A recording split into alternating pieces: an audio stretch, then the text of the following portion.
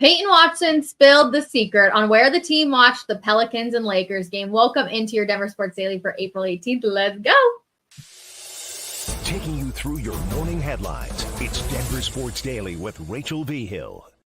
We start off the show with your Mile High Minute presented by Smashburger. What we learned from Nuggets practice yesterday as they get ready to take on the Los Angeles Lakers. First of all, Peyton Watson revealed he and Nuggets teammates were at Jokic's house on Tuesday night to watch the Lakers playing game, which secured their matchup with Denver starting on Saturday. Take a listen about his invite to the MVP's house. It was a blast, It's always a good time when we can all get together, and it's always an honor, when the two-time MVP, soon to be three, invites you over to his house, to indulge in a basketball game. So definitely went over there, drank a little rakia, got acquainted, a little ritual right before the playoffs, and kind of just let loose and, have a good night with my guys and bond a little bit before we get here into these serious playoffs. I'm really impressed with Peyton Watson and the way he handled himself. Now, Jokic also gave LeBron James his roses, of course. Michael Malone says he's comfortable with where Jamal is injury-wise, but then Peyton Watson also comes in because he will be playing a much bigger role in the playoffs this year. The 21-year-old knows that the job is far from finished. Take a listen. It's been a lot of hard work to get to this point, but, the job's far from finished now. It's far from time to exhale and give myself a round of applause. I think that our goal is to come here and defend our championship. So regardless of who we're playing against, obviously it's special to play against LeBron, especially in front of my hometown and my family. But like I said, I'm just taking everything one game at a time, trying to gain as much experience as I can, as fast as I can.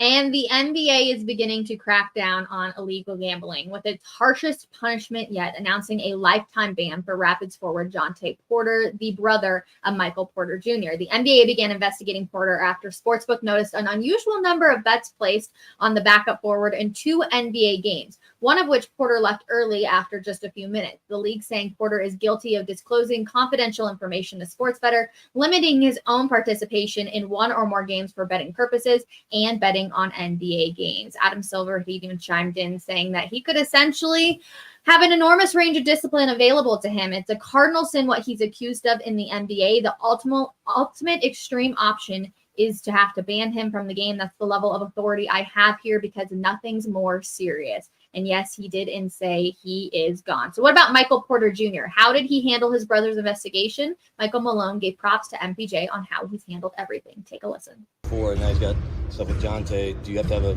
conversation with him on the side just to check in with him? No, he knows that we all support him. And his family is such a well-connected, strong family with tremendous faith from his mom and dad throughout. And he knows he has another family here at Ball Arena, in that locker room, and the coaching staff and the entire franchise that have his back. But has not been easy for him. That's why I give him credit, because he's carrying so much in his heart and in his mind. And for him to go out there and do the job that he's doing it speaks to how much strength that young man has. It was a nice way that Michael Malone put it right there. Of course, Will Peterson and I spoke on this yesterday at coffee break to say, where is Michael Porter Jr.'s head at? Having somebody so close to him involved in such a serious accusation, and of course, finding him guilty of it to be banned. He did not speak to the media yesterday, but when we did see him out at practice, we don't know if he had already heard the news of what was going to happen, but he was smiles getting ready for the Lakers series. We will move on to the Colorado Avalanche because despite their 0-3 record against the Jets this year, including an embarrassing 7-0 shutout on Saturday at Ball Arena, the odds makers have the Avalanche as slight favorites to win the series. One popular sportsbook pins the Avs at minus 138, while the Jets are plus 115. Winnipeg beat Seattle 4-3 on Tuesday night, ensuring the series between the Avalanche and the Jets, which will begin up north in Winnipeg. They have 108 points, while Colorado has 105. So both team season finales on Thursday night are essentially meaningless. Now, with that being said, the Avs, in fact, do play tonight, and no one is really going to be paying attention. The Oilers, also a very good team, 49, 26, and 6. The Avs are actually 48, 25, and 7, but don't mind my little typo right there. That's a 7:30 p.m. puck drop time tonight. So while we will go back to the Avs, They're plus 850 to win the Stanley Cup, tied for the 5th best number in the NHL. Winnipeg is plus 1,500, which is the 11th best odds in the league. The series will get going later this weekend or early next week. There's talk about possibly Sunday for the Avs or Monday for them to be up in Winnipeg. We will find out probably as soon as tonight. So now we will go back to the Colorado Rockies, or we will move on to the Colorado Rockies, because after missing the previous 3 games due to back stiffness, the Rockies finally placed Chris Bryant on the injured reserve list. The Rockies pulled Chris Bryant from the lineup during the April 13th game in Toronto due to back stiffness that he set in after he collided with the right field wall, making a catch in the 2nd inning. Bryant remained in that game through the top of the 4th inning, striking out before Bud Black pulled him. 7 days earlier, Black gave Bryant a day off against the Tampa Bay due to back tightness again. Bryant returned to the lineup the following day as the designated hitter.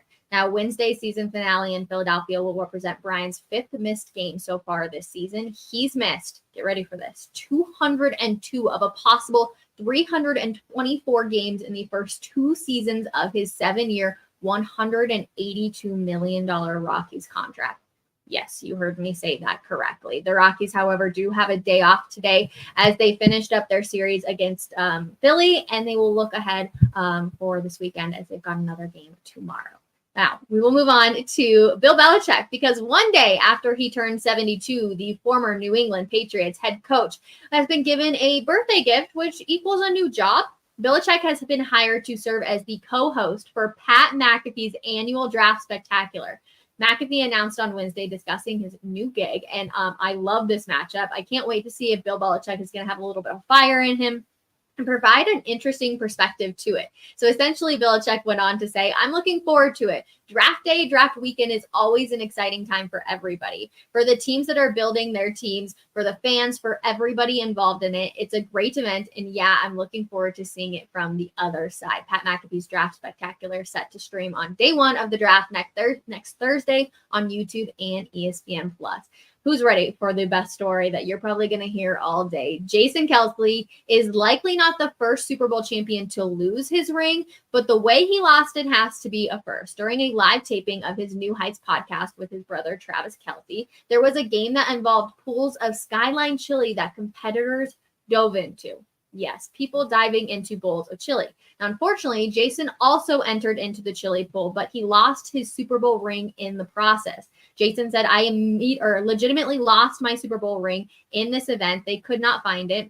We have still yet to find it. All of this stuff has now been thrown away. So I think we can safely assume that my Super Bowl ring is now in a landfill somewhere in the Cincinnati tri-state area.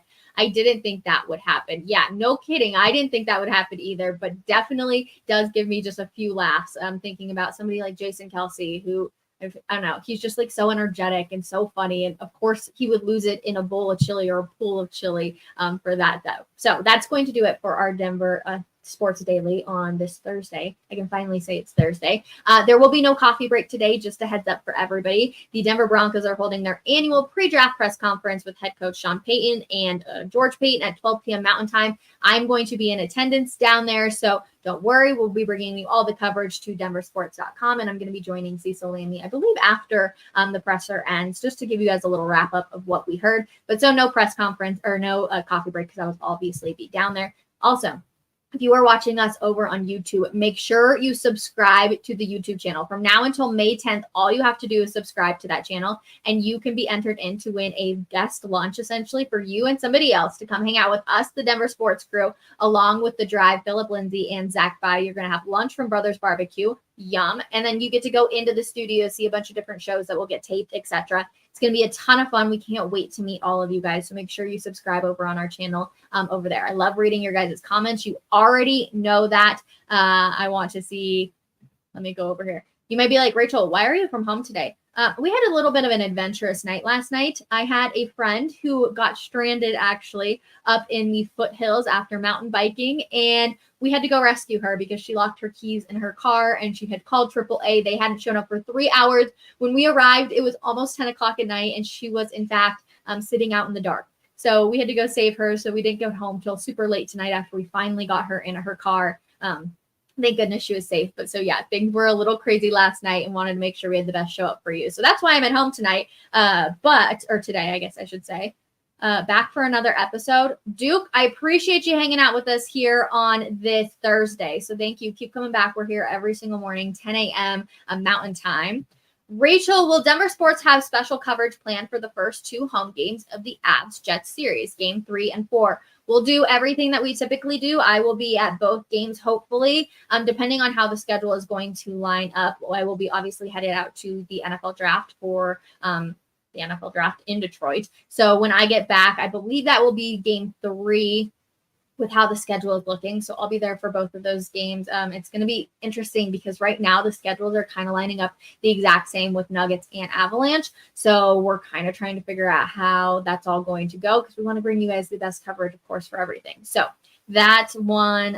I don't really have a good answer for you, but of course, we'll just be bringing you all of our normal stuff as usual. Bryant is a joke. I do think that the state of Colorado is turning on Chris Bryant just a little bit with everything that's going on with him. It's frustrating. I don't blame people. Look at how much $182 million contract and he's missed 2/3 of the games.